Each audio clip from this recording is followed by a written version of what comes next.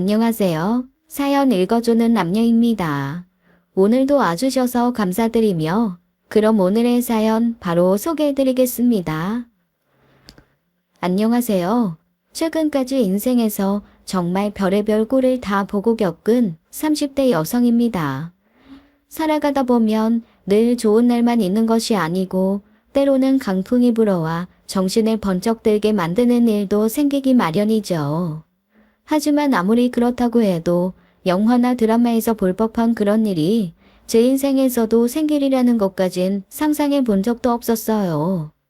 그래도 그런 일들을 겪은 덕택에 이제는 다른 사람의 사연들을 들을 때도 그저 남의 일이라고만 태평하게 생각하진 않아요.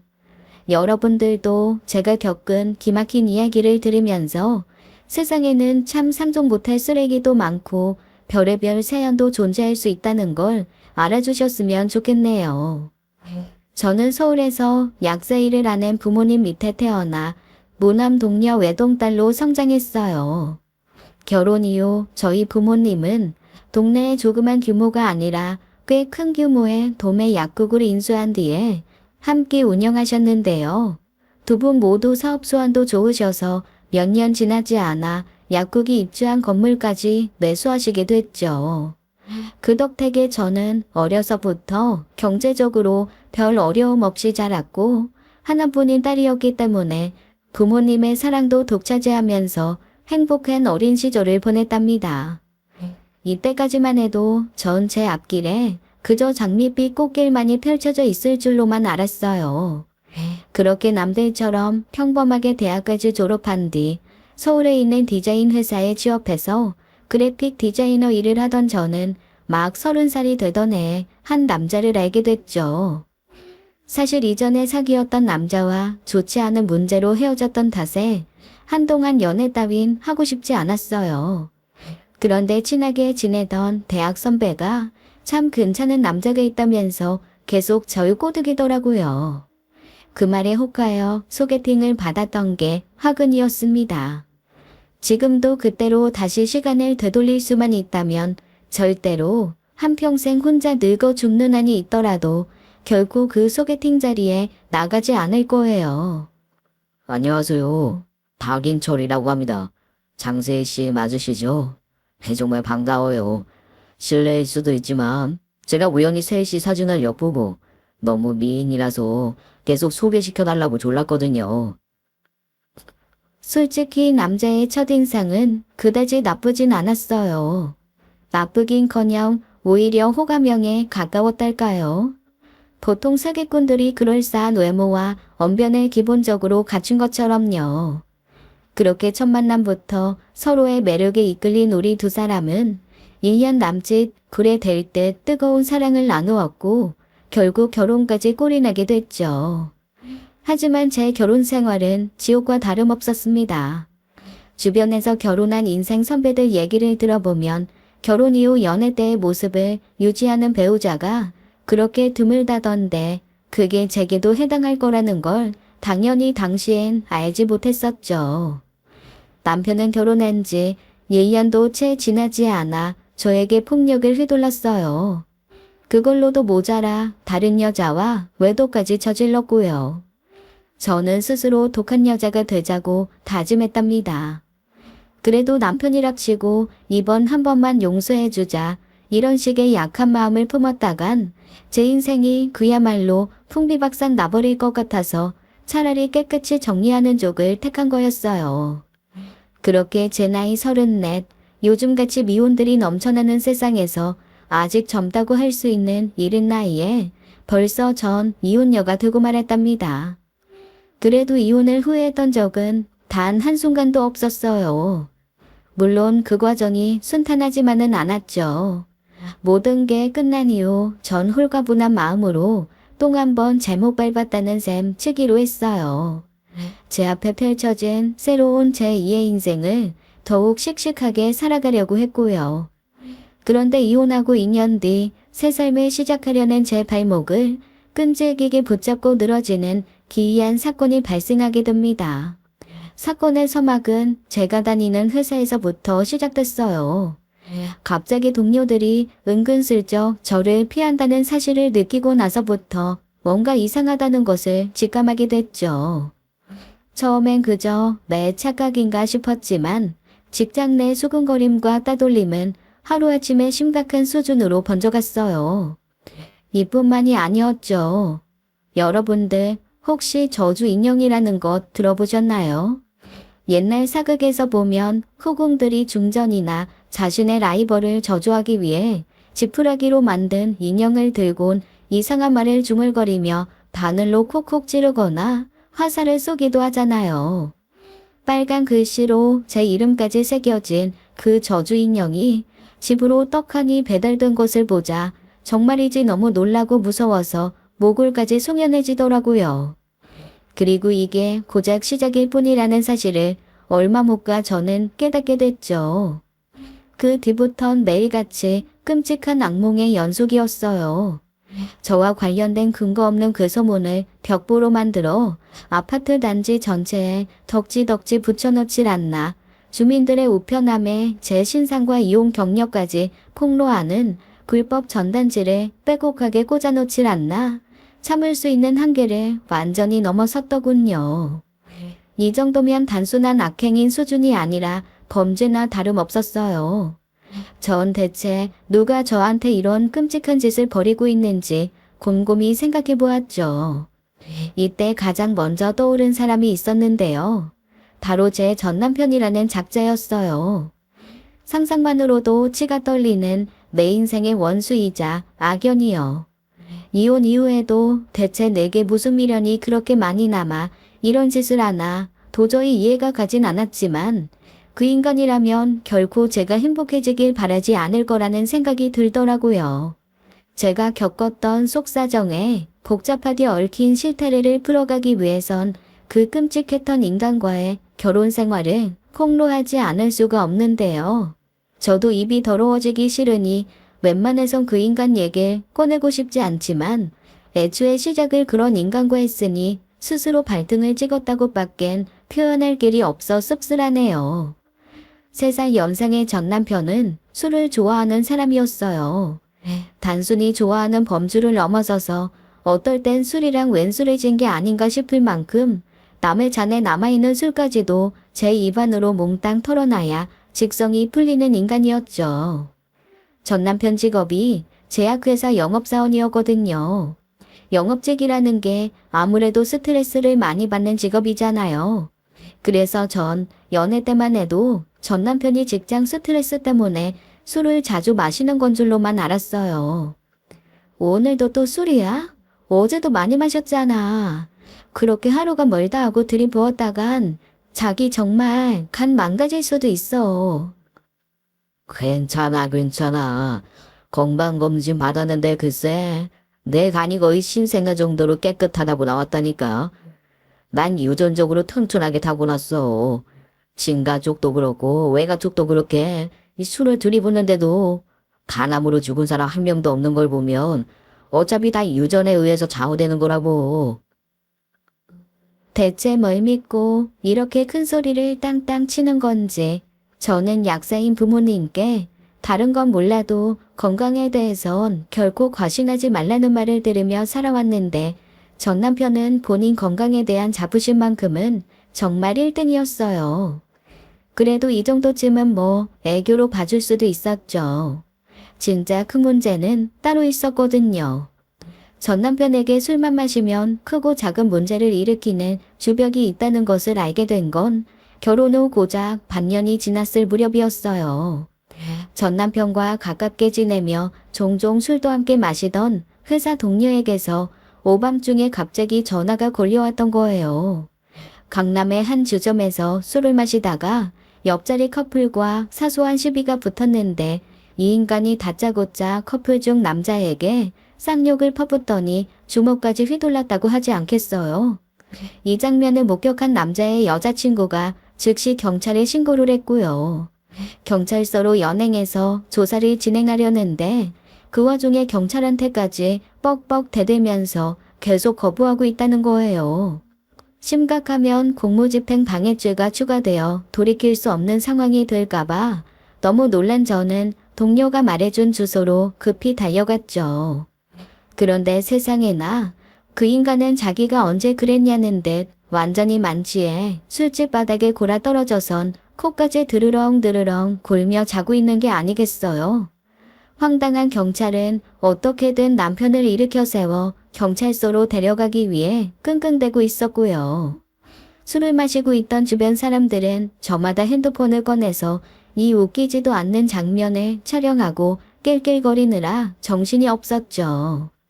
저는 경찰에게 제가 이 사람의 아내라는 것을 설명한 뒤에 간신히 함께 남편을 부축해선 경찰서까지 동행했어요. 남편에게 폭행을 당한 상대 남자의 상태가 예상보다도 더욱 심각해서 저는 충격을 받았죠. 최대한 형사처벌을 면하기 위해 합의를 이끌어내려고 어찌나 손발이 싹싹 닳도록 빌었는지 몰라요. 상대 쪽에서 거액의 합의금을 요구하더라도 할 말이 없는 상황이었습니다. 얘기를 들어보니 애초에 시비도 전 남편이 먼저 걸었던 것이더라고요. 커플 중에 여자의 외모가 좀 예쁜 편이었는데 그걸 두고 동료와 함께 시시덕거리다가 기어이 여자의 남자친구한테 빈정거리며 비하하는 말까지 던졌던 거예요. 전생에 무슨 나라라도 보였냐? 아니면 돈이라도 차고 넘치게 많은 거야? 참 복도 많지. 얼굴은 꼭 백년 묵힌 메주 덩어리같이 생겨가지고 이런 거 보면 신은 참 불공평할 때가 있다니까. 대놓고 이런 식으로 말하면 욱하지 않을 사람이 어딨겠어요. 그래도 다행히 상대 커플은 결혼한 지 얼마 되지 않은 신혼이라며 선처를 구하는 저를 불쌍하게 여긴 것인지 고소 대신 합의에 응해줬죠. 전 남편의 만행 덕분에 결혼식 날 축의금으로 받고 남은 금액은 합의금으로 전부 탈탈 날리게 됐지만요. 이 사건 이후로 저은솔이라면 아주 치를 떨게 됐어요. 하지만 개벌은 남 못 준다고 이 사건이 슬슬 잊혀져 갈 때쯤 다시 술에 만땅 취해 개가 돼서 들어오는 날이 많아졌죠. 문제의 그날도 시작은 똑같았습니다. 야, 장세희. 한 해 같은 남편이 힘들게 돈 벌고 들어왔는데 마누라가 코빼기도 미치셔 아니야? 오늘도 또 술 마셨어? 술 냄새. 대체 얼마나 들이부은 거야? 남자가 사회생활 하다 보면 술도 한 잔 걸치고 올 수 있는 거지.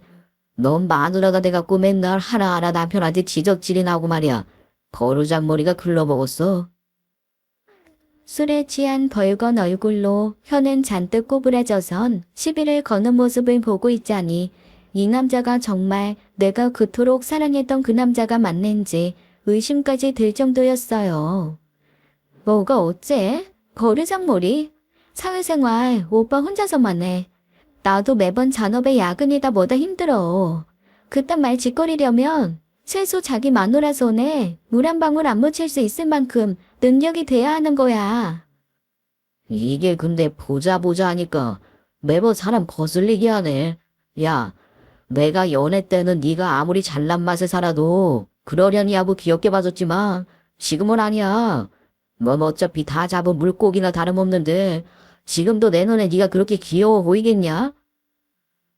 다 잡은 물고기? 말은 참 잘하시네. 나는 뭐 다를 줄 알아? 결혼 전엔 그 잘나빠진 주둥이에서 헛소리가 튀어나와도 그러려니 했어. 남들처럼 그땐 나도 콩깍지가 10겹은 씌었으니까. 근데 지금은 아니야. 허구한 날 술 냄새나 풀풀 풍기면서 빈정거리는 못된 말만 퍼붓는 당신 꼬락서니 보면 당신이라는 인간 당장 데려가서 환불 처리라도 받고 싶은 심정이라고. 바로 그 순간이었습니다. 뺨이 얼얼해지며 동시에 화끈거리는 통증이 온 얼굴을 덮치더라고요. 제 말에 분노를 주체하지 못한 전 남편이 제 얼굴을 향해 주먹을 날렸던 거였죠. 이뿐만이 아니었어요. 코뿔소처럼 성난김을 내뿜으며 씩씩거리던 그 사람은 곧 제 머리채를 휘어잡은 채로 거실 쪽을 향해 성큼성큼 걸어갔죠. 저는 비명을 지르면서 그렇게 질질 끌려갈 수밖에 없었어요. 가뜩이나 압도적으로 힘이 센 데다 술까지 취한 인간의 힘을 여자의 몸으로 감당해내긴 불가능했으니까요. 그래, 좋아. 그럼 환불 처리하러 가기 전에 그런 물건 주머막 좀 먼저 보지 그래.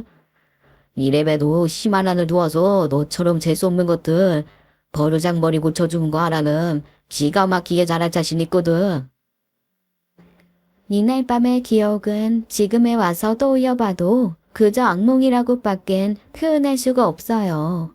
성난 남자의 과격한 폭력 앞에서 여자라는 존재가 얼마나 한없이 비참하게 무너져 내릴 수 있는지 저는 누구보다 똑똑히 경험해 봤으니까요.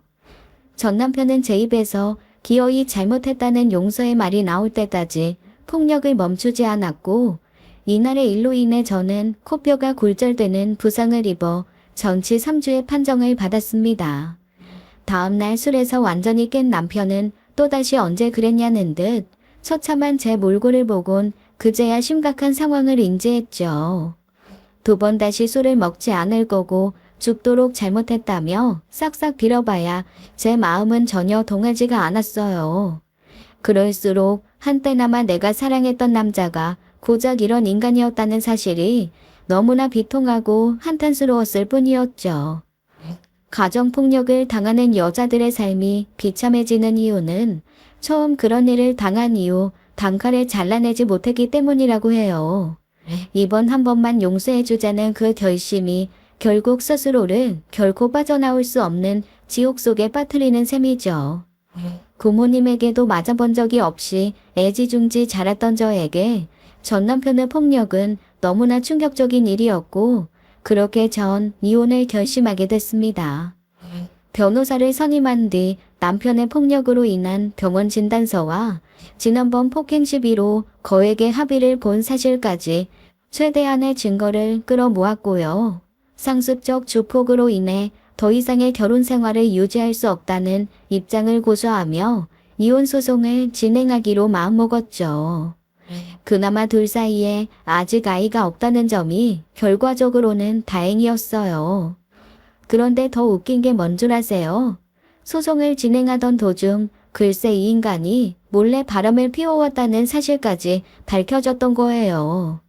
상대는 전 남편이 자주 가던 술집에서 일하는 젊은 여자더라고요. 소송을 진행하며 이 사실을 알게 됐기에 망정이지 만약 남편의 폭력 행위를 한 번만 용서해줬더라면 저만 바보가 된 채 살아갈 뻔했어요. 하지만 그 덕택에 모든 정황이 남편에게 불리하게 흘러갔고 결국 저는 소송에서 완벽하게 승리할 수 있었답니다.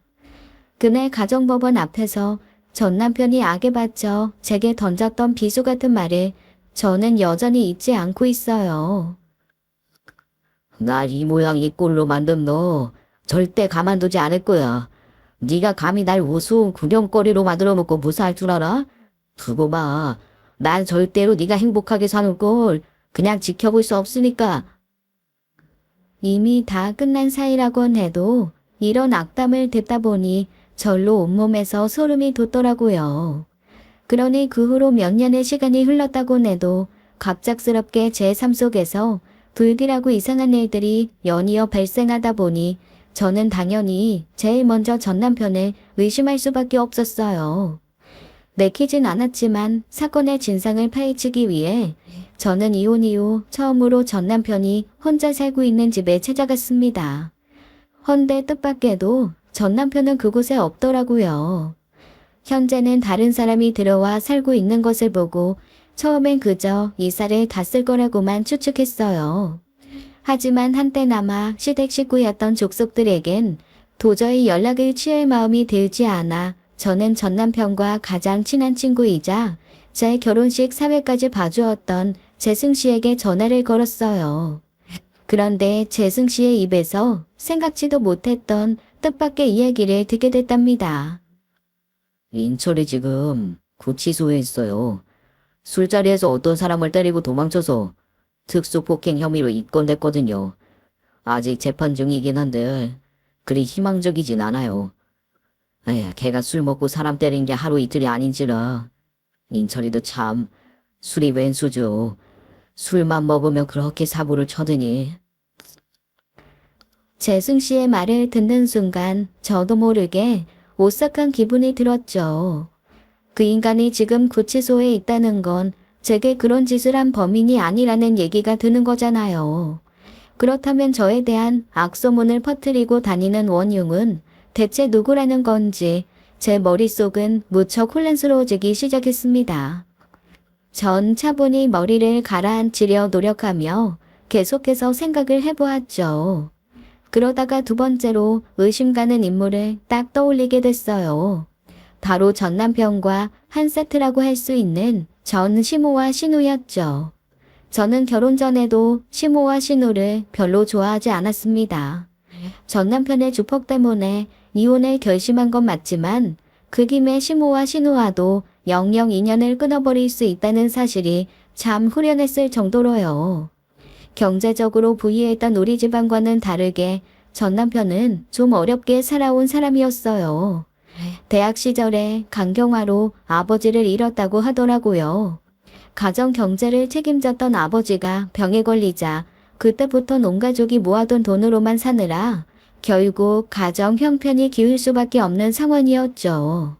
그 와중에 시모의 경우 평생을 전업주부로 살아오느라 일을 해본 적이 단 한 번도 없었고 그렇게 전 남편은 그때부터 집안의 가장 노릇을 하게 됐어요. 자신의 이런 사정으로 인한 스트레스도 은근히 토로하곤 했죠.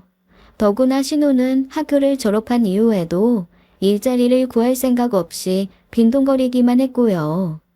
그러다 30이 넘어 어떤 남자의 아이를 불쑥 갖더니 갑자기 결혼을 하겠다고 선언했대요. 이런 얘기를 듣고서도 그 당시에는 전 남편을 보고 어떻게든 홀어머니와 여동생을 책임지려 하는 참 든든한 남자다운 사람이구나 이런 정신나간 생각까지 했답니다. 참 콩깍지라는 게 이래서 정말 무시무시한 건가 봐요. 전 남편과 결혼을 하겠다고 했을 때 우리 부모님이 가장 걱정하셨던 부분도 바로 이 점이었어요. 우리야 세인이가 좋다고 하는 남자라면 분명히 괜찮은 사람일 거라고 믿어 의심치는 않지만 너 이거 하나는 제대로 알아야 한다. 집안의 가장 노릇이니 효자니 다 좋지만 결혼하고 나면 결국 제 아내와 자식이 1순위가 되어야 하는 거야. 애초에 그럴 맘 없이 그저 제 부모와 형제가 제일 소중한 거라면 그런 놈은 언젠가 배우자 눈에서 피눈물 쏟아지게 만들 수도 있다. 이때 아빠의 말씀이 뭘 의미하는 건지 깨닫기엔 제가 너무 어렸었나 봐요. 사랑에 눈이 멀었던 전 그저 전 남편을 사랑하는 마음만큼 곧 가족이 될 시댁 식구들하고도 행복하게 잘 지낼 거라고 쉽게만 생각했죠. 하지만 그것은 순전한 제 착각이었어요. 결혼을 준비하던 무렵에도 시모는 아들에게 보태줄 돈 한 푼 없다는 사실을 전혀 미안하게 생각하지 않더라고요. 전 남편이 본인 또래에 비해 평균적으로 돈을 모으지 못한 이유 역시 버는 족족 시모와 신우에게 갖다 바쳤기 때문인데 그런 사실을 뻔히 알면서도 정말 뻔뻔스럽기 짝이 없었죠. 부모님이 두 분 다 약사에 큰 약국 건물까지 갖고 있으시다며? 그렇다면 걱정할 것 하나 없겠구나. 요즘 같은 세상에 이전처럼 남자가 무조건 집해오라는 법도 없고 그래도 우리 인철이 정도면 장래가 보장되는 앤데 집은 너희 쪽에서 해줄 수도 있는 거 아니니? 그렇지 않아도 턱없이 비싼 집값 탓에 신혼살림을 어디에 꾸려야 할지 고민하는 우리에게 부모님은 너무나도 감사하게도 집을 한 채 마련해 주신다고 했던 참이었어요. 하지만 이런 우리 부모님에게 미안함과 감사의 말을 전하기는커녕 마치 내 쪽에서 집을 해오는 게 당연하다는 식으로 말하는 시모의 인성을 접하자 저는 상당히 불쾌한 감정에 사로잡혔죠. 더구나 전 남편의 직업이 소위 말하는 의사나 판검사처럼 전문직도 아닌데 저리 유세를 떠는 걸 보니 만약 전문직 아들이라도 뒀다면 정말 굉장치도 않겠더라고요. 어머님 말씀이 어느 정도는 맞아요. 요즘 세상에 집은 꼭 남자가 해오고 혼수는 여자가 해야 한다는 법은 없죠. 그래도 결혼은 현실이잖아요. 둘 중 누가 됐든 지금처럼 집값이 엄청난 세상에서 집을 해온다는 건 보통 일도 아닌데 그걸 너무 당연하게 생각하시는 건 좀 아닌 것 같아요. 이런 제 말에 시모는 쭉 째진 두 눈을 더 움팡지게 치켜뜨더군요. 예, 너 지금 그깟 집 하나 해온다고 내 앞에서 유세 떠는 거니? 우리 집은 그 정도 능력도 안 되고 너네 부모님처럼 건물 하나 없단 이유로 무시하는 거야? 그런 게 아니고요. 아까 어머님께서 하신 말씀에 조금 어폐가 있는 것 같아서 드리는 말씀이에요. 됐다. 이제 보니 너 아주 무서운 애로구나. 결혼하고 나면 얼마 지나지도 않아서 대놓고 시애미 무시하겠어. 내가 이래서 여자를 고를 땐 그저 고분고분하고 얌전하니 제 남편 말 잘 듣게 생겨먹은 애를 골라야 한다고 말했더니만. 심술궂은 시모의 말에 전 또다시 울컥했지만 계속해서 딴지를 걸어봐야 통할 것 같지도 않고 일단 문제없이 결혼식을 치르는 게 가장 중요했기 때문에 꾹 참을 수밖에 없었죠. 훗날 전 어째서 이때 바보처럼 계속 참고만 있었는지 깊이 후회했답니다. 결혼 이후에도 사사건건 뭐가 그리 마음에 안 드는 건지 절 볼 때마다 불편한 심기를 내비치더니 이혼 소송을 진행하는 과정에선 시모의 주특기가 제대로 진가를 발휘하더라고요. 예, 너 꼭 그렇게 인철이랑 이혼을 해야겠니? 살다 보면 남편이 욱해서 좀 그럴 수도 있는 거지. 더구나 그날 우리 인철이가 많이 취한 상태였다며. 제정신이 아니니까 그런 행동도 할 수 있었던 거야. 그 외 심신미약이라든가? 그래, 인철이도 심신미약 상태였던 거지. 어쩜 뻔뻔스러움은 이 집안의 내력인 건지 아들이나 그 엄마나 소름 끼치도록 똑같았죠. 심신미약이란 단어는 어디서 주워들었는지 하도 어이가 없다 못해 웃음까지 나오더라고요. 아, 그래요, 어머님? 인철 씨 저랑 갈라서고 나면 다시 어머님 집으로 들어갈 수도 있는데 그럼 그때 아드님과 오순도순 서로 이해하며 살아가시면 되겠네요. 가끔씩 그이가 술 먹고 개차반 돼서 집에 들어와도 수 틀리면 주먹질에 욕도 하고 어머님께 달려들어도 살다 보면 다 그럴 수 있는 거니 이해하고 받아들이세요. 어머님 말씀대로 심신미약 상태라 그런 거니까요. 어차피 곧 남남이 될 사이인데 더 이상 이런 무기념 시가에게 이전처럼 예의를 차릴 필요도 없다고 생각했어요. 그런데 이 인간들의 상식을 뛰어넘는 행각은 정말이지 끝날 때까지 끝난 게 아니더군요. 이전까지만 해도 시모와 신호는 제가 그저 말로만 이혼에 대해 떠들어댄다고 안일하게 생각했나 봐요. 제가 정말로 남편과 이혼할 결심을 한 뒤 소송을 위해 승소에 유리한 증거를 이악 물고 모으고 있다는 사실을 알게 되자 그 태도가 180도 달라지는 게 아니겠어요. 시모는 신호까지 대동한 채 어느 날 갑자기 굴쑥 집에 찾아오더니 갑자기 황당한 소리를 내뱉더라고요. 얘 새아가, 새이야. 네가 이렇게 우리 인철이랑 헤어져 버리면 그때 이 집은 어떻게 되는 거니? 그렇다고 해서 인철이를 내정하게 내쫓을 생각은 아니지? 그런 거지? 그게 무슨 말씀이세요? 서류 정리하고 나면 그 사람이랑 저는 완전한 남남인데요. 그리고 이 집은 애초에 우리 부모님이 결혼해서 잘 살라는 의미로 저한테 선물해 주신 집이라고요. 더구나 제 잘못도 아닌 어머님 아들 잘못으로 이혼하려는 건데 그 인간한테 이 집에 대한 권리가 어디 있다고 그러세요? 아니, 듣자 하니까 언니 무슨 말을 그렇게 싸가지 없게 해요. 설사 우리 오빠가 언니한테 좀 잘못했다고 쳐도 부부라는 건 경제 공동체기도 한 거잖아요. 아무리 언니가 부모님께 선물로 받은 집이라곤 해도 법정 남편인 오빠에게 재산 기여도가 인정될 수도 있는 건데.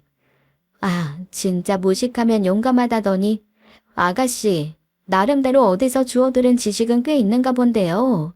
지금 살고 있는 집은 우리 부모님이 혼인신고하기 전부터 엄연히 제 명의로 해주신 내 재산이에요. 물론 결혼 생활이 길어지고 아이까지 생긴다면 그땐 얘기가 달라질 수 있지만 그래봤자 고작 1년 조금 넘게 지속한 결혼인데 그 인간한테 떡고물 하나라도 떨어질 가능성이 뭐 있는 줄 아세요? 더구나 자꾸 잊으시나 본데 이혼의 귀책 사유는 명백히 그 인간한테 있어요. 쓸데없이 남의 거 자꾸 탐내려고 하지 말고 그 인간한테 위자료나 단단히 준비해 놓으라고 전해주시죠.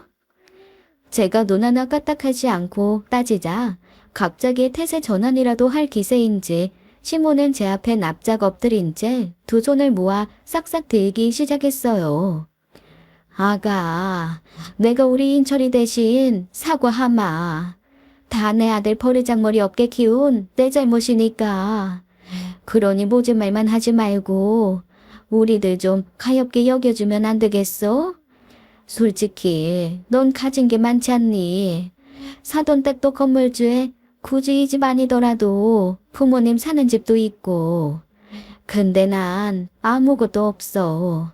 지금 사는 전셋집도 곧 계약 기간 끝나가는데 인철이까지 이혼해서 들어오면 정말로 답이 없다고. 그래요 언니. 지금 많이 흥분한 건 알겠는데 그래도 한때나마 언니가 우리 오빠 많이 사랑했잖아요. 그니까 그때의 정을 생각해서라도 그렇게 모질게만 굴지 말고 이혼하고 나면 이 집 그냥 엄마한테 주면 안 돼요?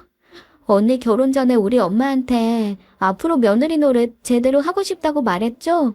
그치만 이렇게 든마당에 언니만 조금 양보하면 모두가 더 편하게 되는 거잖아요.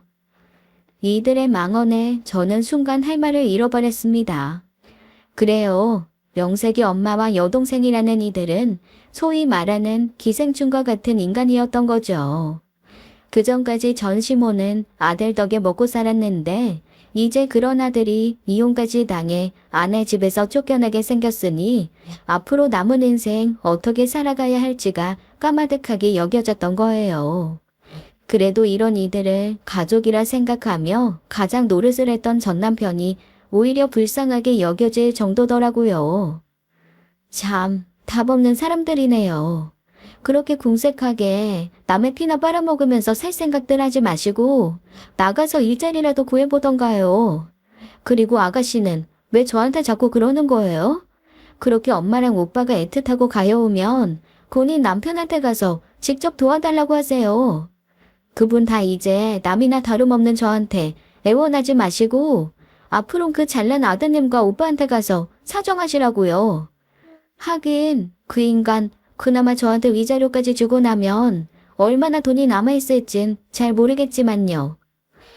그동안 막혔던 속이 뻥 뚫릴 만큼 시원하게 한방 퍼부어주곤 전 당장 기생충들을 내 집 밖으로 쫓아내버렸어요.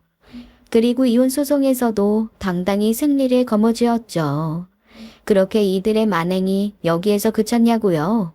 아니요. 그렇게 쉽게 끝낼 사람들이었으면 제가 나중에 가서 굳이 이 사람들을 왜 의심했겠어요. 전시모와 신우는 결혼식에 참석했던 친인척들과 전 남편의 지인들에게 완전히 왜곡된 거짓 정보를 흘리고 다녔더군요. 정말 황당하게도 제가 다른 남자와 바람을 펴서 이혼하게 된 거라고요. 전신우가 제가 다른 남자와 함께 웃으면서 팔짱을 낀 것처럼 제 사진을 교묘하게 합성해서 퍼뜨리고 다니기까지 했어요. 참 우습지 않나요? 본인 아들과 오빠가 한 짓거리를 오히려 제가 한 짓이라고 덮어씌우는 기막힌 행동이요. 하지만 전 이럴수록 냉정하고 차분하게 대꾸해야 한다고 생각했죠. 이런 사람들일수록 법의 냉혹함과 무서움을 보여줘야 한다고요. 이미 골치 아픈 이혼 소송에서도 승소한 판에 그깟 전시모와 신우쯤은 제 상대조차 되지 않았어요. 저는 이들을 명예훼손으로 고소했고 결국 이들은 가뜩이나 없는 살림에 벌금형까지 선고받고는 또다시 눈물 콧물을 쏙 빼내야 했습니다. 제가 어떻게 이 정도 수준밖에 되지 않는 집안에서 자란 남자와 결혼까지 하게 된 것인지 이제와 생각해봐도 정말 황당하고 어이가 없을 지경이에요. 이런 일들이 있었으니 전 남편이 아니라면 당연히 이들이 제 악소문을 퍼뜨리고 다닌다고 생각했던 거죠. 이미 한 차례의 전적도 있었으니까요. 결혼 한번 잘못해서 얽힌 이놈의 악연. 참으로 지긋지긋하다고 생각했어요. 그래서 저는 이번에는 전시모의 행방을 수소문해서 어떻게 이런 짓을 할 수 있는지 따지려고 했죠. 그런데 놀라운 사실을 알게 됐어요. 전 남편이 교도소까지 간 이후 아들의 변호사 비용을 대느라 이젠 밖에 나가 일을 할 수밖에 없는 처지가 된 전시모가 퇴근하고 돌아오던 길에 그만 빙판길에서 넘어져 골반뼈가 부러졌다는 거예요. 그 때문에 전시모는 몇 주 전부터 병원에 입원해 있는 상태였죠. 즉 저에 대한 근거 없는 악소문이 번져나가고 저주 인형이 배달될 즈음엔 이미 전시모는 부상을 당해 병원에 있었던 거였어요. 그렇다면 신우의 짓인가 싶어 바로 알아봤더니 놀랍게도 신우는 1년 전부터 완전히 자취를 감춘 뒤 바람처럼 사라졌다고 하더라고요. 현재 신우의 행방을 아는 사람이 아무도 없었어요. 의심이 가는 사람들은 많은데 막상 가장 유력한 용의자들은 범인이 아닌 것으로 확인되자 전 너무나 혼란스러웠죠. 무엇보다 전 남편이 현재 교도소에 들어가 있다는 사실은 저로서도 꽤 충격이었어요. 그 인간이 결국은 술 때문에 언젠가 사고 한번 크게 치겠다 싶었지만 감방까지 가서 썩을 줄은 몰랐으니까요. 교도소에 들어가기 직전 우리 집 앞에 찾아와 여러 번 행패를 부렸던 전적도 있었기에 당연히 범인은 전 남편일 거라 생각했거든요. 사실 저는 지금 새롭게 만나는 남자가 있어요. 저보다 1살 연상의 그 사람은 우연한 계기로 저와 인연이 됐죠. 그런데 정말 우습게도 이 남자와 제가 인연을 맺을 수 있도록 해준 사람이 다름 아닌 전 남편이었던 거예요. 물론 애초에 전 남편의 의도는 결코 그렇지 않았지만요. 결과적으로 그 인간이 제게 한 짓이 계기가 되어 저는 운명처럼 마주한 새로운 남자의 손을 조심스럽게 잡게 됐어요. 발단은 전 남편의 스토킹이었죠. 이젠 이혼을 한 지도 2년이라는 세월이 흘렀고 당시에 받았던 상처 역시 거의 아물었던지라 전 하루하루 새로이 태어난 기분으로 즐겁게 살아가고 있었습니다. 그리고 바로 이게 화근이었죠. 제가 전 남편 특유의 그 집요하고도 폭력적인 성격에 대해 너무나 안일하게 생각했던 탓인가 봐요. 처음에는 누군가 제 뒤를 밟는다는 상상조차 하지 못했어요.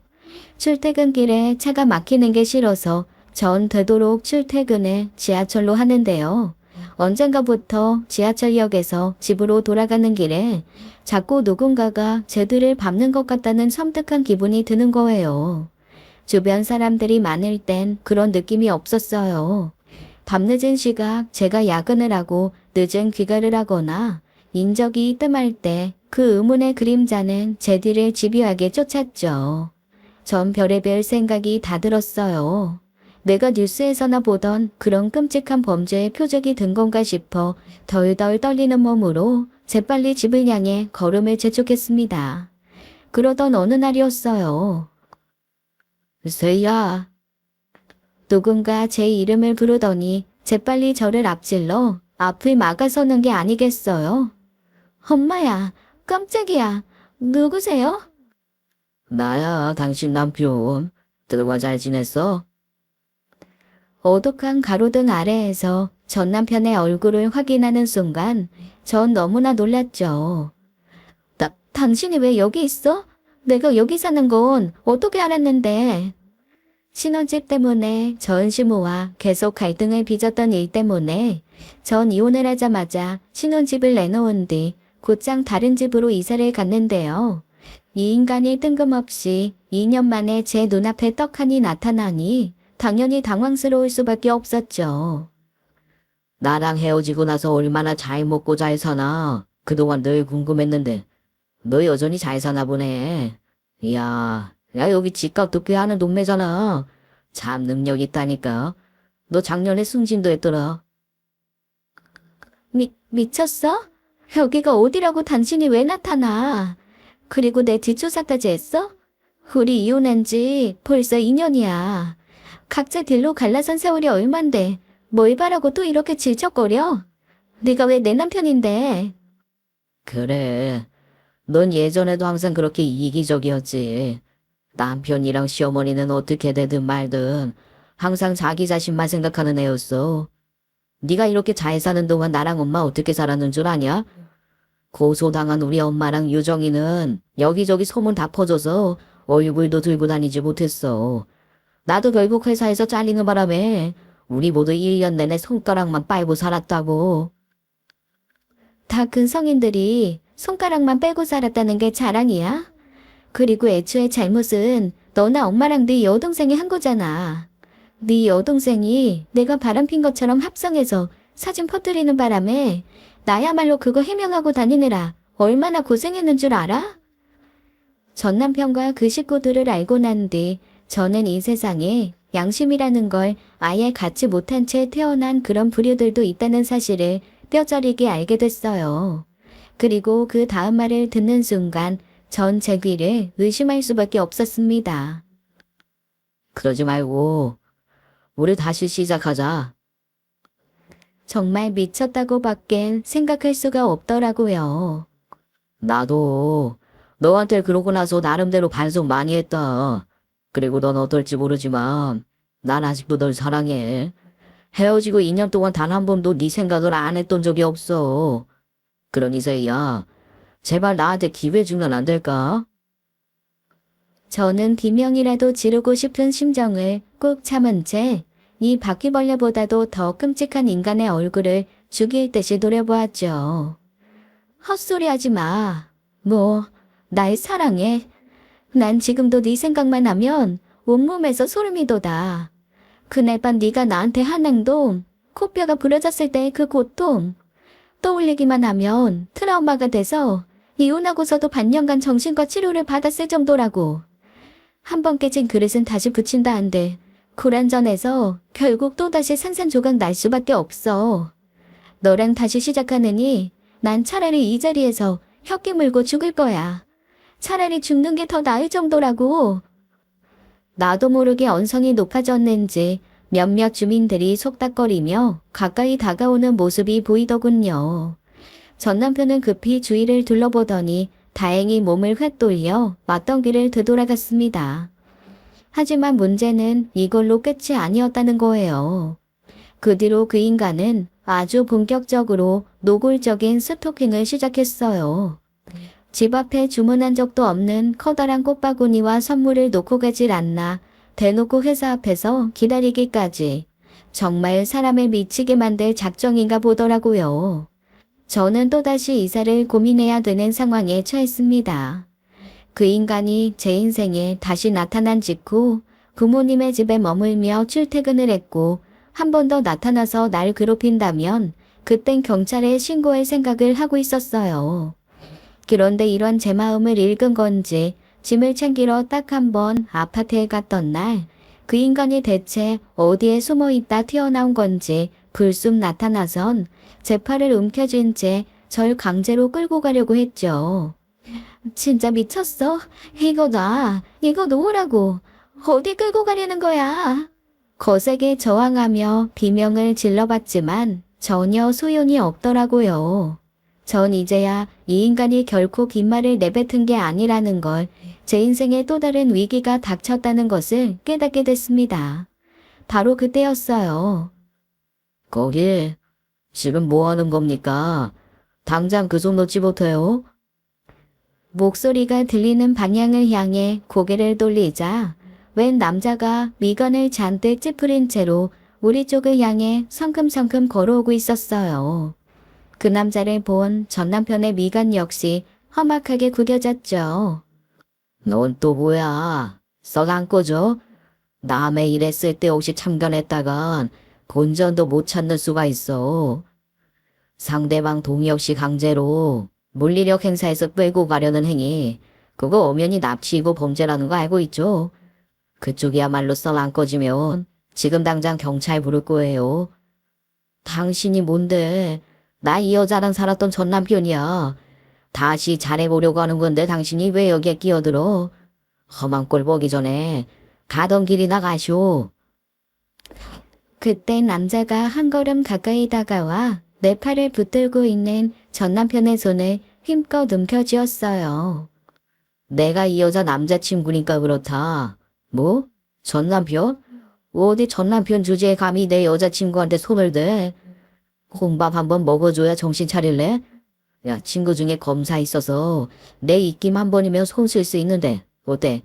스토킹과 협박에 납치까지 이 정도면 쉽게 빠져나올 수 없을 거야. 남자의 말에 두 눈이 휘둥그레진 전 남편은 저와 상대방의 얼굴을 번갈아 정신없이 쳐다보더니 사태의 심각성을 느꼈는지 곧 꽁무니를 내빼더라고요. 예나 지금이나 강자 앞에서는 한없이 약해 빠진 인간인지라 그 모습이 너무나 추해 보였죠. 그러면서 전 안도의 한숨을 내쉬었어요. 갑자기 나타난 백마탄 왕자, 아니 이 의문의 남자에게 엎드려 절이라도 하고 싶은 심정이더군요. 정말 감사합니다. 덕분에 살았어요. 저 인간한테 이대로 끌려갔다면 어떤 꼴을 당했을지 제 생명의 은인이나 다름없으세요. 아니에요. 뭐 저런 놈들 제가 잘 알아요. 애꿎은 약한 여자만 괴롭히는 부류. 보호해주는 강한 상대가 있다는 사실 알게 되면 그 뒤론 웬만해서는 나타나지 않을 거예요. 저런 놈들은 혼자라고 생각되는 여성을 주로 타켓으로 정하거든요. 제가 전 남편한테 스토킹 당했다는 사실은 어떻게 하셨어요? 뭐 뻔한 얘기잖아요. 전 남편이라는 작자가 매번 찾아와서 스토킹하다가 뜻대로 되지 않자 뭐 결국 납치 시도까지 한다는 스토리. 제가 범죄 사건에 관심이 많다 보니 이런 류의 이야기를 아주 자주 접하거든요. 하하. 남자의 말에 굳어있던 제 얼굴은 저도 모르는 사이에 부드럽게 풀어졌죠. 그렇게 서로 통성명을 한 우리는 그 이후 일을 마치면 함께 식사를 하거나 술도 한잔 마시면서 서서히 가까워졌고 어느새 연인 관계로까지 발전했어요. 제가 사는 아파트 옆동에 마침 지인이 살고 있어서 놀러 왔는데 잠깐 담배를 피우러 아래로 내려왔다가 저와 그 인간이 실랑이 하는 모습을 우연히 목격했다고 하더라고요. 이런 것도 특별한 인연이라고 여기면서 신기해했죠. 새로운 연인이 된 그 사람은 큰 사업을 하고 있었어요. 스포츠 의류를 비롯한 골프용품을 주로 취급하며 최근에는 해외 수출까지 따내서 새로운 브랜드 론칭을 계획 중이라고 하더라고요. 집안 대대로 사업을 했던지라 부모님은 강남의 노른자 땅에 빌딩도 서너 채 소유하고 있었고요. 이런 얘기를 듣고 처음엔 이 사람의 화려한 조건 때문에 이혼녀라는 딱지까지 붙은 내가 과연 이런 사람과 사귈 자격이 있나 고민했던 것도 사실이에요. 하지만 전 남편과는 달리 술도 즐겨 마시지 않고 항상 계획대로 금년 성실하게 살아가는 라이프 스타일을 가진 이 남자가 점점 믿음직스럽게 여겨지더라고요. 이 사람도 나이가 있는 만큼 자연스레 결혼에 대한 이야기도 나왔고 조만간 각자의 부모님과 함께 인사를 나누는 자리를 마련하기로 했습니다. 동혁 씨, 근데 자기네 부모님이 나 안 좋게 생각하면 어떡하지? 자기는 초혼이지만 난 이미 한 번 다녀왔잖아. 요즘 세상에 아무리 이혼은 흠이 아니라지만 그래도 솔직히 좀 신경 쓰여. 에이, 그런 걱정하지 말래도 우리 부모님은 내가 결혼할 맘 절대 없다는 말에 진작 모든 걸 내려놓은 분들이야. 아마 결혼하고 싶단 여자 데려가면 당장이라도 버섯발로 뛰쳐나와서 자기 얼싸안고 난리도 아닐걸. 남자친구의 말에 안심하긴 했지만 그래도 어딘가 마음 한켠에 이상한 불안감이 남아있었어요. 전 남편이 또다시 나타나서 회방을 놓을 것 같은 걱정 때문이었냐고요. 이때까지만 해도 전 남편이 교도소에 들어갔다는 사실을 전혀 모르고 있었으니 물론 그런 이유도 있었죠. 그 인간은 언제 또 내 인생에 등장할지 모르는 시한폭탄 같은 존재였으니까요. 하지만 그것 말고도 또 다른 위화감이 존재했어요. 구체적으로 설명할 순 없지만 여자의 강력한 감이라고나 할까요? 제가 그 위화감의 정체를 알아챈 것은 결혼 얘기가 오가고 우리 부모님과 만날 날짜를 정했을 무렵이었습니다. 이날 전 남자친구와 데이트를 하고 있었어요. 그러다 남자친구가 잠깐 화장실 좀 다녀오겠다고 하더라고요. 그리고 얼마 안 있어 탁자 위에 있던 남자친구의 핸드폰이 울리기 시작했습니다. 저는 잠시 주변을 둘러보다가 그냥 내가 받아도 되지 않을까 싶어 아무렇지 않게 전화기를 집어들었어요. 여보세요? 강동혁 씨 핸드폰입니다. 그러자 상대는 잠시 당황한 듯 말이 없다가 갑자기 제가 모르는 다른 여자의 이름을 대더니 강동혁 씨의 아내가 되느냐고 물어보는 거예요. 전 즉시 아니라고 동혁 씨의 여자친구라고 대답했죠. 그랬더니 상대방은 더욱 당황하더니 이전에 강동혁 씨네 부부와 친하게 지내던 사람인데 청첩장을 보내기 위해 아내의 연락처로 전화를 걸었다고 해요. 헌데 없는 번호라고 떠서 이번에는 강동혁 씨의 번호로 전화를 건 것이라고 했죠. 그런데 갑자기 제가 전화를 받았고 심지어 강동혁의 와이프도 아닌 여자친구라고 하니까 상대는 무척 당황했던 거였어요. 전화를 끊고 나서 저는 술렁이는 마음을 간신히 가라앉히려고 노력하며 화장실에 다녀온 남자친구를 조용히 바라보며 상황을 이야기했죠. 그러자 남자친구는 무척 당황하더라고요. 동혁 씨, 미혼 아니었어? 자기 설마 유부남이었던 거야? 유부남이라니? 아이, 지금은 아니야. 근데 나 2년 전에 이혼했어. 이혼을 했다고? 근데 왜 그런 얘기 미리 안 한 거야? 미안. 일부러 숨기려던 건 아니었어. 그것도 모르고 난 우리 부모님한테 자기는 아직 미혼이라고 소개했단 말이야. 그런 중요한 얘긴 진작에 말했어야지. 물론 먼저 얘기를 하는 게 맞는데 사실 나도 자기처럼 피차 좋게 합의 이혼을 한 게 아니라 나중에 자세히 설명하겠지만 전 아내가 여러 가지 문제가 좀 많았어. 내가 몰랐던 빚도 있고 친정 문제까지 얽혀 있어서 그걸 대신 해결해 주다가 나도 몇 가지 문제에 휘말렸거든. 이런 것까지 굳이 세히 너한테 얘기하고 싶진 않았고 아무튼 미안해. 미리 밝히지 못한 내 잘못이다. 이런 일이 있은 이후 저는 남자친구와의 결혼에 대해 깊이 고민하게 되었어요. 당연한 일 아닐까요? 다른 것도 아니고 한번 결혼을 했다는 사실을 숨겼다는 건 앞으로도 살아가며 더욱 중요한 일들을 제게 감출 수도 있다는 얘기니까요. 고민 끝에 전 남자친구에게 한동안 좀 거리를 둔 채 각자 생각해 볼 시간을 갖자고 제안했죠. 이런 상황에서 결혼은 아직 시기상조인 것 같다고요. 새 삶을 시작하겠다는 저의 포부는 물거품처럼 사라지고 저는 절망에 빠질 수밖에 없었습니다. 그런데 이런 와중에 저에겐 더 큰 문제가 생겼던 거예요. 네, 맞아요. 바로 그 이후 저에 대한 악의적인 유언비어가 직장은 물론이고 제가 사는 동네까지 사방팔방으로 퍼졌던 거였죠.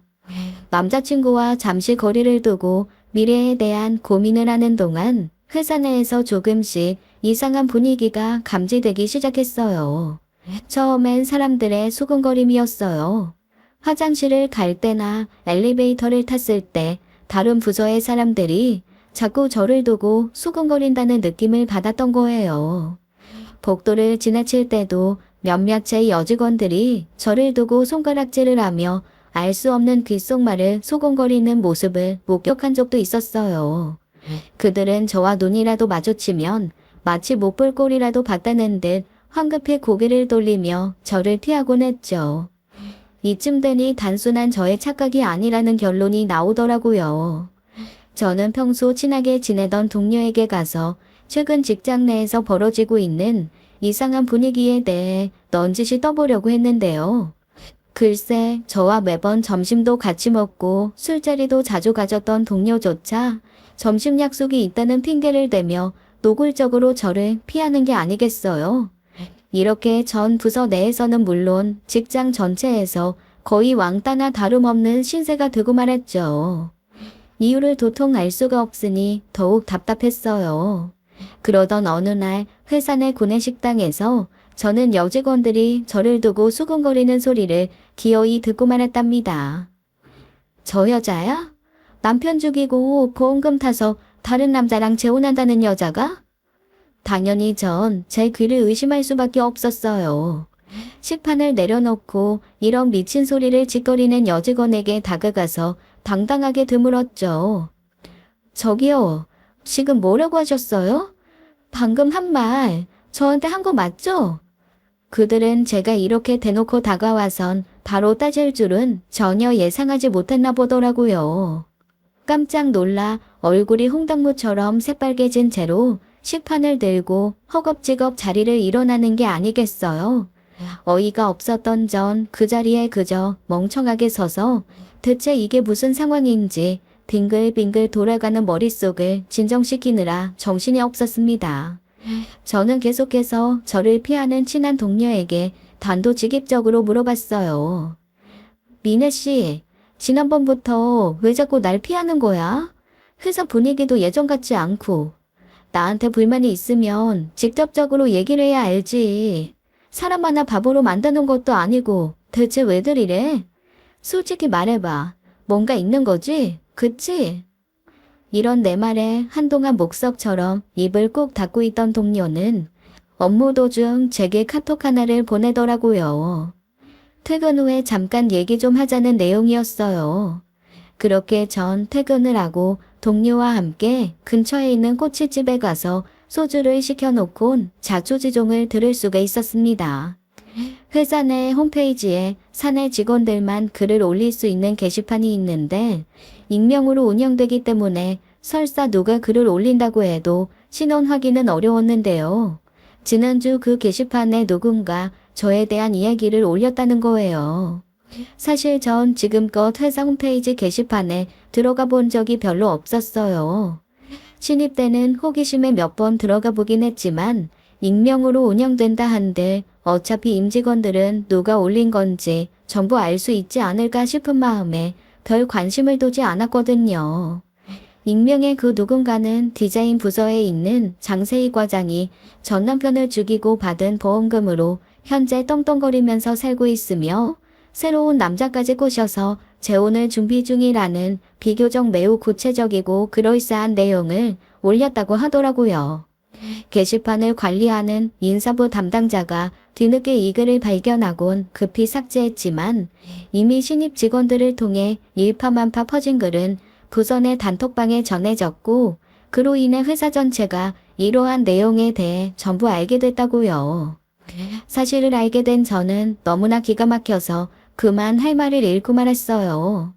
이런 와중에 집으로 불길한 인형까지 배달되니 저는 그야말로 패닉 상태까지 빠지게 됐습니다. 정말 보기에도 흉측하고 끔찍스러운 인형이었거든요. 영화나 드라마에서나 보던 그런 지푸라기 인형에 빨간 글씨로 제 이름이 새겨져 있는 것을 보곤 저는 정말 경악을 금치 못했어요. 심지어 누군가 의도적으로 훼손한 듯 인형은 정상적인 모습조차 아니었어요. 지푸라기의 절반은 뜯어져 너덜너덜했고 팔 쪽과 다리의 길이가 짝짝이인 것으로 보아 저주의 목적으로 절단한 것이 틀림없었죠. 그 뒤 이틀이 지난 날이었어요. 아침에 출근을 하기 위해 집을 나서던 중 우연히 마주친 경비 아저씨가 저를 보고 다가오더라고요. 저 I-907호 맞으시죠? 네, 그런데 왜요? 지금 아파트 주차장이랑 공원 그리고 인근 상가들에 이 907호랑 관련된 전단지들이 나돌고 있는 거 아세요? 이거뿐만 아니에요. 아파트 벽마다 그쪽 사진이랑 신상이 담긴 벽보까지 그냥 하루가 멀다 하고 붙어 있어서 관리사무소 측에서 아주 골머리 썩고 있다고요. 경비 아저씨의 말에 전 깜짝 놀라고 말았죠. 항상 일찍 나가고 늦게 들어오는 날이 많다 보니 동네에 저와 관련된 불미스러운 사건이 발생했는지조차 전혀 모르고 있었거든요. 저는 문제의 전단지와 벽보가 정말 저와 관련된 것이 맞는지 아저씨에게 재차 확인했어요. 그런데 확실하다고 하더라고요. 경악한 저는 지금 당장 문제의 그 전단지와 벽보를 보여달라고 요청했죠. 그날 회사에는 아파서 오후에 출근하겠다고 반차를 내고 곧장 관리사무소에 가서 최근 논란이 되고 있다는 그 전단지를 확인했어요. 그리고 저는 제 눈을 의심했죠. 누가 봐도 명백한 제 사진이 담긴 전단지에는 또렷하게 인쇄된 글씨로 더러운 상간녀 장세희, 전문적인 유부남 킬러, 이 여자를 조심하세요. 이런 글귀가 쓰여 있는 게 아니겠어요? 너무나 기가 막힐 땐 되려 웃음이 나온다고 하잖아요. 황당한 마음에 제가 웃자 관리사무소 직원들은 절 무슨 정신 나간 여자 취급까지 하더라고요. 범인은 아직 못 잡은 거예요? 이거 명백한 명예훼손이잖아요. 아니, 관리사무소라는 게 주민들의 편리와 안전을 위해 존재하는 곳 아니었어요? 어떻게 이런 일이 발생했는데도 아직 범인을 잡지 못하고 있느냐 말이에요. 답답한 마음에 전 이 사건과 아무런 관련이 없는 관리사무소 직원들에게 화풀이를 해댔죠. 그런데 오히려 직원들은 제 눈치를 살피더니 어딘가 꺼림칙하다는 투로 이렇게 말하더라고요. 그럼 이거 정말 사실이 아니라는 말씀이신가요? 이게 아무래도 여기 주민들이 좀 예민한 분들도 많고, 이런 소문 잘못 나게 되면 집값에 영향을 미친다고 생각하는 분도 있어서, 만약 사실일 경우 좀 곤란해질 수 있거든요. 아니, 뭐라고요? 요즘 세상에도 이런 악의적인 찌라시를 보고 진짜라고 생각하는 그런 바보 같은 사람들이 있어요? 딱 봐도 이거 완전한 모함이잖아요. 지금 오히려 저를 의심하시는 거예요. 씩씩거리며 사무소를 나온 저는 이때 바로 결심했죠. 그래, 당신들이 범인을 찾아내지 않을 거라면 차라리 내가 직접 잡을 거야.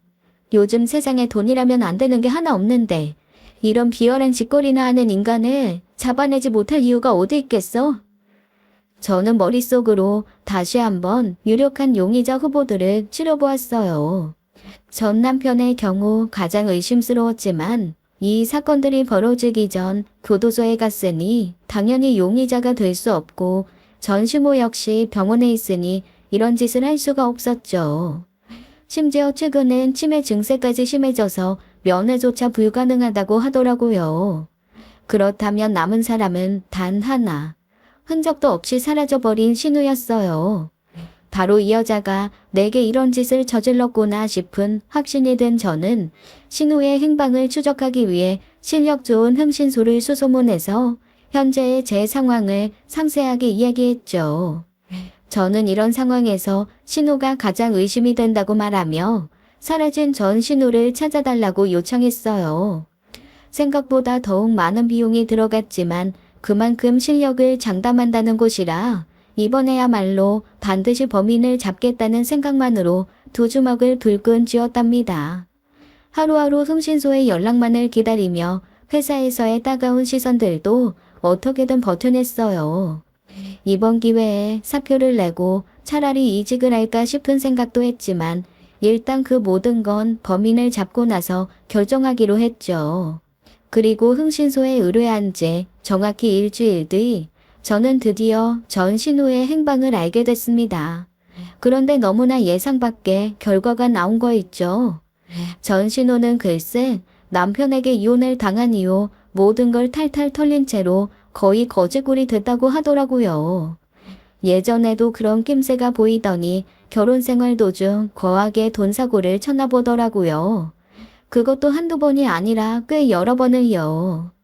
이 때문에 양육권마저 남편한테 빼앗겨 이혼 후 몇 개월간 거의 미친 여자처럼 이곳저곳을 헤매면서 다니느라 시설에도 입소하고 정신병원에도 끌려가고 아무튼 꽤나 파란만장한 시간들을 보냈다고 하네요.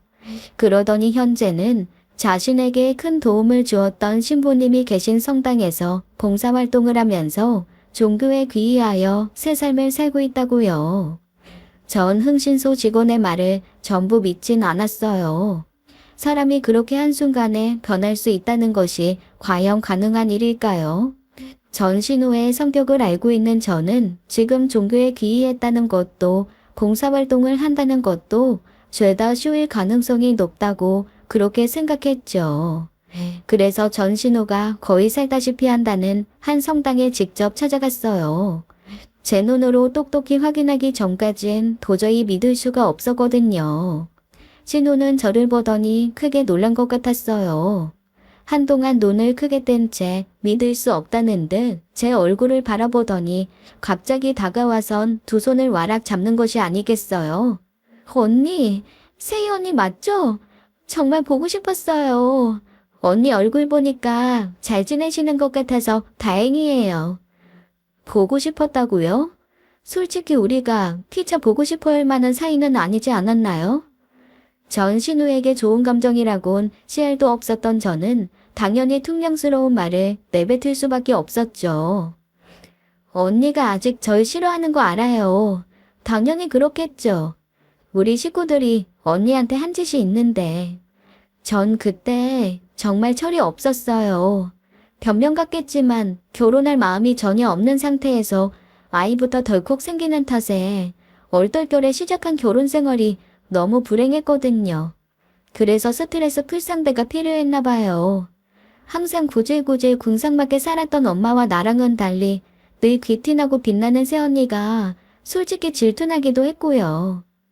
그러면서 신우는 제 손을 꼭 잡더니 이혼 과정에서 시모와 자신이 제게 저질렀던 만행을 진심으로 사과하고 한평생 기도하며 사죄하겠다는 말까지 하며 눈물을 흘리는 게 아니겠어요.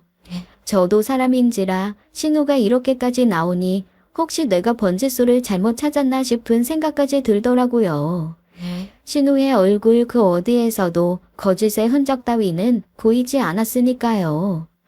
만약 이 또한 악어의 눈물이라면 신우의 연기력은 정말 할리우드 배우 뺨치는 수준이라는 건데 제가 아는 신우는 좀 게으르고 멍청하긴 해도 그 정도로 무섭거나 교활한 사람은 되지 못했거든요. 막상 신우를 직접 만나고 나니 전 신우 역시 범인이 아닐 것 같다는 생각이 들었어요. 그렇다면 저에게 그런 깊은 악의를 품은 채 현재 벌어지고 있는 모든 사건을 주도하고 있는 범인은 대체 누구냐는 게 문제였죠. 한 달의 시간이 흐른 뒤 드디어 흥신소에서 그토록 제가 원했던 이야기를 해주었답니다. 그리고 그 이야기는 이전까지만 해도 저로서는 도저히 상상조차 할 수 없었던 충격적인 이야기였죠. 흥신소에서 알아낸 범인은 바로 제 전 남자친구의 전 와이프라고 하더라고요. 결혼까지 생각하던 현재 남자친구가 이혼했던 사실을 제게 숨겼다고 했죠. 네, 범인은 바로 그 사람과 이혼한 전 아내였던 거예요. 하지만 도통 이해가 가지 않았어요. 한 번도 얼굴조차 보지 못한, 아니 존재의 여부조차 알지 못했던 여자가 대체 무슨 이유로 제게 그토록 극심한 악감정을 품고 있었느냐 말이에요. 흥신소의 조사에 따르면 남자친구의 전 아내라는 여자는 이혼 후에도 제 남자친구에게 여전히 미련을 품고 있었나 봐요. 어쩌면 다시 재결합을 할지도 모른다고 기대했는데 그런 와중에 갑자기 나타난 제가 자신의 전 남편과 잘 만나고 있으니 질투도 나고 열도 받아서 버리게 된 일인 것 같다고 했어요. 참 전혀 예상치 못한 뜻밖의 범인이었던지라 황당해서 말조차 안 나오더라고요. 저는 이 여자로 인해 온갖 피해를 입었는데 이런 끔찍한 짓을 저지른 이유가 고작 질투와 분노 때문이라니요. 멀쩡히 다니던 직장은 물론 동네에서까지 남편을 죽인 희대의 악녀라는 더러운 산단녀라고 소문낸 저는 도저히 이 여자를 용서할 수가 없었습니다. 다가온 주말 저는 곧장 흥신소가 알려준 이 여자의 자택 주소를 들곤 집까지 찾아갔어요. 초인종을 누르자 안에서 30대 초반 정도로 보이는 푸석푸석한 얼굴의 여자가 나오더라고요. 이 여자가 바로 남자친구의 전 와이프라니. 솔직히 제가 상상했던 이미지와는 영 딴판이었는지라 이 와중에 좀 의아하긴 했어요. 저기요, 저 아시죠? 제가 왜 찾아왔는지는 저보다 아마 그쪽이 더 잘 아실 것 같은데요. 절 보고 화들짝 놀란 여자는 갑자기 제 몸을 휙 밀친 채 현관문을 닫으려고 했지만 전 이런 상황을 대비하여 현관 안쪽에 제 발을 슬쩍 걸어놓고 있었어요. 나 그쪽이 나한테 한 짓 전부 증거로 모아놨어요. 당장 고소할 거예요. 세상에 할 짓이 없어서 그런 짓을 해요. 이미 끝난 관계라면서요. 그쪽 잘못으로 이혼한 거라는데 무슨 미련이 아직도 그렇게 많은데요? 계속 질척거릴수록 상대방은 더 징글징글하게 느껴지는 거 몰라요? 그 사람이 그래요? 내 잘못으로 이혼한 거라고요? 정말 웃기지도 않네요. 그래, 맞아요. 난 배운 것도 없고 가진 것도 없어서 고작 그 사람한테 질척거리는 것밖엔 할 줄 모르는 여자예요. 설마 나한테 사과드리려고 온 거예요? 그렇다면 원하는 대답을 해주지 못해서 참 미안하네요. 난 절대로 당신한테 사과 따위 할 생각이 눈꽃만큼도 없으니까요. 아, 그러세요? 상황을 본인에게 더욱 불리하게 만드는 게 좋다면 계속 그렇게 하세요. 어차피 내 뒷조사를 단단히 했겠지만 난 전 남편하고의 징글징글한 이혼 소송에서도 이긴 여자라고요. 이런 내가 그쪽한테 그저 가만히 당하고만 있을 줄 알아요? 남의 눈에서 피눈물 나게 했으면 본인 눈이 뽑히는 고통을 겪어야 그게 바로 정이겠죠. 전 마침 이 여자와의 대화 내용을 전부 녹음한 상태였어요. 이후 경찰서에 찾아가서 녹취한 내용을 들려주고 그간에 제가 겪었던 일들에 대한 모든 증거물을 제출한 뒤 이 여자에 대한 고소장을 접수했죠. 상담을 해보니 이럴 경우 명예훼손죄는 기본이고 낯뜨거운 내용들로 인한 모욕죄까지 성립될 가능성이 있다고 하더군요. 또한 회사 내 홈페이지 게시판을 무단으로 사용하여 유언비어를 유포했으니 이에 따른 추가적인 형사처벌 역시 불가피할 거라고요. 그런데 그저 여기에서 다 끝난 거라면 얼마나 좋았을까요? 하지만 신의 장난인 것인지 이보다 더한 충격적인 진실이 바로 그 뒤에 저를 기다리고 있었답니다. 전 남편과 헤어지고 운명처럼 다시 만나 사랑하게 된 제 남자친구. 비록 제게 이혼을 했다는 사실은 숨겼지만 그렇다고 해도 여전히 좋아하는 마음은 멈출 수가 없었던 그이의 정체가 전부 거짓이었던 거예요. 제 남자친구란 인간은 건설한 사업가는커녕 사기 및 폭력전과 14범의 상습 범죄자였어요. 이 역시 흥신소에서 남자친구의 전 와이프에 대해 추가적으로 조사한 뒤 밝혀진 사실을 제게 알려준 거였죠. 남자친구, 아니 사기와 폭력전과 14범의 그 분리수거조차 안 될 인간은 이 모든 것을 속이고 거짓으로 자신을 포장한 채 저와 결혼까지 하려고 했던 겁니다. 이것은 전 남편과 전 시모에게 당했던 폭력과 굴욕보다도 더한 일이었어요. 비록 술만 먹으면 사람이 망가진다지만 그래도 최소한 전 남편은 그저 어디에서나 흔하게 볼 수 있는 보통의 평범한 사람이었죠. 하지만 이 쓰레기는 사기꾼이자 범죄자였던 거예요. 전율이 일어날 정도로 소름이 끼친 저는 당장 이 사기꾼과의 관계를 청산하기로 마음먹고 헤어지자는 메시지를 남겼죠. 이별을 고할 때 단지 메시지로만 얘기하는 건 물론 상대에 대한 예의가 아니라지만 이 경우는 달랐어요. 그 범죄자의 얼굴을 대면할 자신이 도저히 없었거든요. 그러다 혹시 제게 해코지라도 할까봐 너무 무섭더라고요. 하지만 결론적으로 제가 커다란 실수를 한 모양이더군요.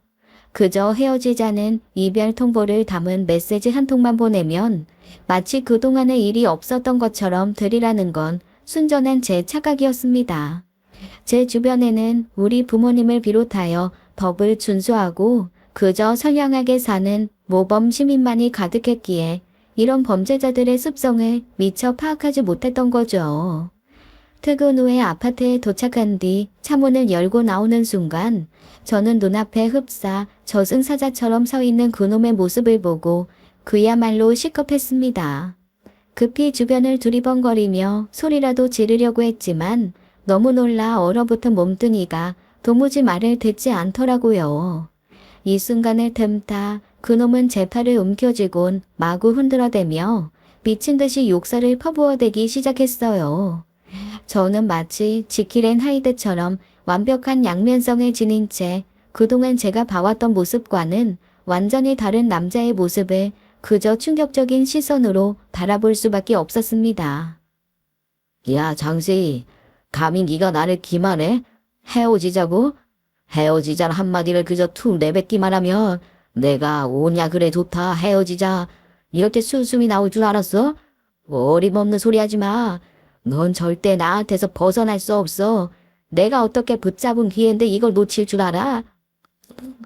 그게 무슨 말이야? 기회라니. 설마 당신, 그날 내가 전 남편이랑 집 앞에서 실랑이를 벌이던 때 나 구해줬던 거, 그것도 전부 연기였어? 당연하지.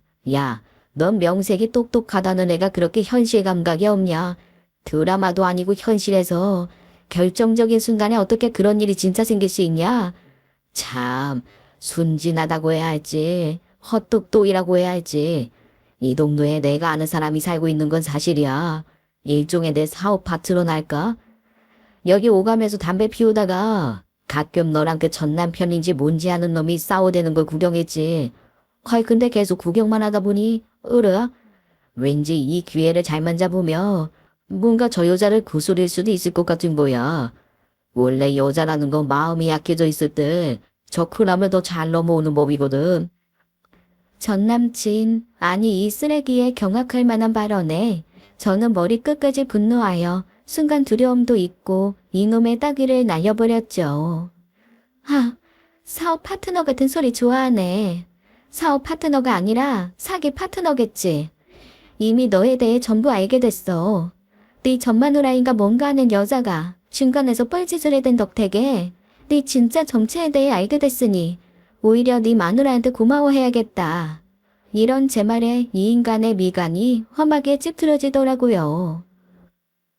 윤미선, 네가 윤미선을 어떻게 알아? 가뜩이나 결혼했던 거 들킨 바람에 잠깐 심장이 쫄깃했는데 갑자기 네가 윤미선을 어떻게 아냐고? 네 마누라 이름이 윤미선이었구나. 이제야 술술 다 토해내네. 내가 너희 둘 다 가만히 둘 줄 알아? 특히 넌 혼인빙자 사기죄까지 추가돼서 앞으로 몇 년 더 깜판에서 썩을 줄이나 알아. 말이 끝나기가 무섭게 전 마침 헤드라이트를 켜고 막 주차장 안으로 진입하던 승용차 한 대를 발견했죠. 곧장 이놈의 손을 뿌리치곤 그쪽으로 달려가서 살려달라며 고래고래 소리를 질러댔어요. 예상치 못한 제 행동에 순간 갈팡질팡하던 놈은 낮게 욕설을 내뱉곤 몸을 돌려 그새 도망가 버리더군요. 순간의 위기는 모면했지만 앞으로도 저놈이 제 인생에서 쉽게 떨어져 나갈 기미가 보이지 않으니 전 너무나 큰 두려움에 그저 엉엉 울고만 싶었습니다. 혼자서는 도저히 이 위기를 감당할 수 없을 것 같아 부모님께 이 모든 사실을 알린 뒤에 조만간 부모님을 대동한 채 경찰서를 찾아가서 접근 금지 신청부터 하기로 결정했죠. 부끄럽지만 출퇴근을 할 때도 아빠의 도움을 받았고요. 하나밖에 없는 소중한 딸이 그런 놈의 타겟이 됐다는 사실에 아빠는 길길이 날뛰며 엄청나게 분노했습니다. 늘 가족들에게 자상하기만 했던 아빠가 이렇게나 훤한 모습을 본 게 이번이 처음이었을 정도였으니까요. 그러던 와중에 뜻밖의 인물이 저를 찾아왔어요. 전 남자친구, 아니 사기꾼이었던 그놈의 전 아내 윤미선이라는 여자요. 그런데 여자의 얼굴을 보는 순간 전 깜짝 놀랐죠. 모자를 깊게 눌러서 가리긴 했지만 시퍼렇게 피어있는 눈두덩이의 멍자국과 얼룩덜룩한 흔적. 이건 분명 폭력의 증거였어요. 저 역시 전 남편에게 비슷한 폭행을 당한 경험이 있었기에 단번에 알 수 있었죠. 미선이라는 여자는 제 앞에서 잠시 한숨을 푹 내쉬더니 이내 결심했다는 듯 아예 모자를 벗더라고요. 이거 누가 이렇게 만들었는지 아세요? 뜬금없이 절 향해 이렇게 말을 꺼내니 순간적으로 할 말이 없어졌죠. 그 인간이 그 벌레보다도 못한 인간이 그랬어요. 나 때문에 그쪽이랑 결혼 파토나게 생겼다고. 나만 아니었으면 모든 게 잘 됐을 텐데 내가 괜히 흐박 놓는 바람에 모든 게 끝장났다면서 저 이렇게 만든 거예요. 이렇게 말하더니 내 앞에서 흐느끼는 여자를 보고 딱한 마음이 들 법도 했지만 저는 애써 독하게 마음을 다잡았어요. 따지고 보면 이 모든 일의 빌미를 본인이 제공했고 본인 역시 그에 대한 응징을 받은 셈이니까요. 그래서요? 이렇게 여기까지 절 찾아온 이유가 뭐예요? 지금 저한테 동정해달라고 말하려는 건 아니죠? 미안하지만 난 그쪽은 물론이고 그쪽 전 남편이 한 짓에 제대로 당한 범죄 피해자예요. 그쪽이 남편에게 맞은 건 나한테 한 짓에 대한 벌이라고 치지만 나는요? 난 무슨 죄가 있어서 당신들한테 이렇게 당하고만 있어야 하는 건데요. 그것 때문에 말하려고 온 거예요. 저 그 인간 고소할 거거든요. 전 고아로 태어나서 부모 사랑이라곤 한 번도 받아본 적 없는 박복한 팔자예요. 고아원을 나와서 20대 초반 시절 이곳저곳을 떠돌다가 그 인간을 알게 됐던 게 지금 와서 생각해보면 화근이었어요. 그 인간이 나쁜 행동을 해도 저한테 거짓말을 하고 폭력을 휘둘러도 그저 내 옆에 있어주기만 한다면 더 이상 바랄 게 없다고 생각했으니까요. 여자는 이야기를 주절주절 늘어놓으면서도 분한 마음이 드는 건지 계속해서 눈물을 훔쳐내더군요. 하지만 이번 기회에 생각을 바꿨어요. 전 지금까지 잘못된 악연도 그저 사랑이라고 착각했던 바보였더라고요. 나 때문에 돈 많은 여자랑 결혼하긴 글러먹었다고 악다구니를 치는 그 인간 모습 보면서 사람이라는 게 어디까지 취해질 수 있는지 그 끝을 보게 됐거든요. 저 그 인간이 세희씨한테 한 짓 이외에도 추가적으로 저지른 사건들을 알고 있어요. 그것까지 포함해서 전부 고발하고 법정에도 증인도 설 거예요. 그놈 다시 깜빵에 처박아 놓으면 앞으로는 세희씨 앞에 나타날 일도 없을 테니 너무 염려 말아요. 여기까지 말을 하고 훌쩍이며 뒤돌아서는 여자의 작은 뒷모습을 바라보니 나도 모르게 마음 한켠이 아려왔습니다. 고아로 자라와 사랑 한번 못 받아본 사람이라면 제 곁에 가까이 있는 사람이 설사 범죄자라고 해도 쉽게 뿌리칠 수는 없는 거겠죠. 한마디로 여자는 애정에 굶주린 그런 사람이었던 거예요. 저 미선 씨. 내가 이름을 부르자 여자의 두 눈이 휘둥그레지더라고요. 나 미선 씨 용서할게요. 지금까지 미선 씨가 내게 용기 내서 고백했던 것들이 전부 진실이라면요. 저 전부 진실이에요. 정말 죄송해요. 제가 그땐 눈에 뵈는 게 없었나 봐요. 그러게 애초에 왜 후회할 짓을 하고 그랬어요. 하긴 늘 후회만 쌓고 살아온 내가 미선 씨한테 할 얘기도 아니지만 어쨌든 좋아요. 그 인간이 본인이 저지른 죄에 합당한 죄값을 치를 수 있도록 같이 힘써봐요. 난 원래 그냥 당하기만 하곤 못 베기는 성격의 여자거든요. 이렇게 말하며 저는 아직도 아이처럼 왜소한 체격에 결핍된 덜 여문 마음을 갖고 살았던 미선 씨의 어깨를 가만히 두드려 주었어요.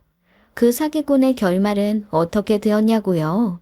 일단 모두가 궁금해할 결말에 대해 알려드릴게요.